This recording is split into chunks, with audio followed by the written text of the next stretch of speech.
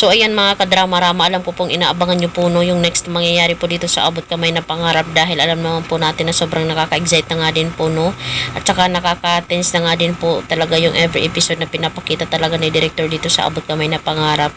At alam naman po talaga natin mga kadrama no, kung ano talaga yung nangyari talaga dito kay Carlos, na talagang nagpanggap po talaga siya na pulubi or may problema po talaga siya sa utak, pero sa totoo lang po talaga pinagplanuhan talaga yun ni Carlos, dahil gusto talaga ni Carlos na mapunta muli talaga itong si Lynette talaga sa kanyang piling, dahil sa sobrang mahal na mahal niya po talaga itong si Lynette. So ito po yung ginawa ni Carlos, talagang andito siya ngayon sa Apex, inaalagaan siya, at saka napaurong din niya talaga yung kaso niya talaga na sinampa talaga ni Lynette laban sa kanya dahil nga po sa kanyang pananakit, diba? At alam naman po talaga natin ang dahil po doon na inurong talaga ni Lynette yung kaso, talagang narinig talaga ni Carlos, talagang nag-iba talaga yung mukha niya no, tumawa talaga siya, talagang nakita yun talaga ni Zoe na yun talaga yung nangyari.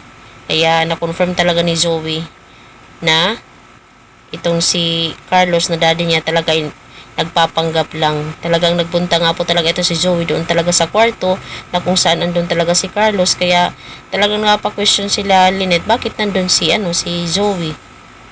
Diba? Bakit ano ba talaga ni Zoe itong si Carlos? Bakit parang may concern talaga to, diba? Kaya ito talaga si Zoe, pinunta niya itong si Carlos, talagang sinabi niya, bigyan na lang kita kaya ng trophy, diba? Sa galing mong umarte.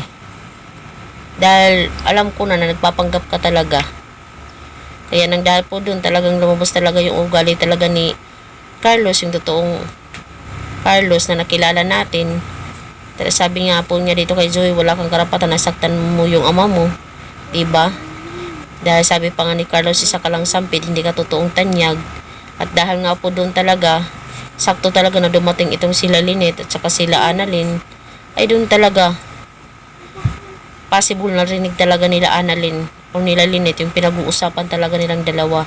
At mapapa-question talaga itong si Annalyn, bakit nandito si Zoe? At saka sinasaktan niya itong si Carlos. Ano ba sila? Syempre, pag kinonfront na naman yun talaga ni Annalyn at saka ni Lynette, possible sabihin na naman ni Zoe na nagagalit ako sa kanya dahil sa ginawa niya. Diba? Ganito, ganyan. Iibay na naman ang istorya ni Zoe.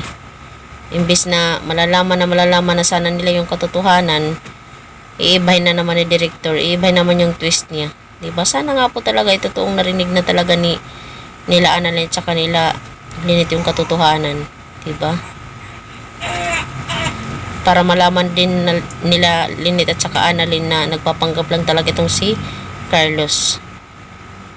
Tapos pagdating na naman nila Annalyn at saka ni Lynette, mag-a-acting-actingan na naman itong si Carlos, diba? Dahil yun naman talagang kailangang ipakita niyang role, dahil yun naman ang gusto talaga ni director. Ay naku, hanggang kailan ba talaga matatapos ang drama na to, director? Pero sige lang po mga kadrama, abang-abang lang po tayo sa next na mangyayari, dahil darating din po tayo na marireveal din talaga yung lahat about sa mga kontrabida na to, about sa katotohanan. So yun lang po, don't forget to please like, share, subscribe my channel.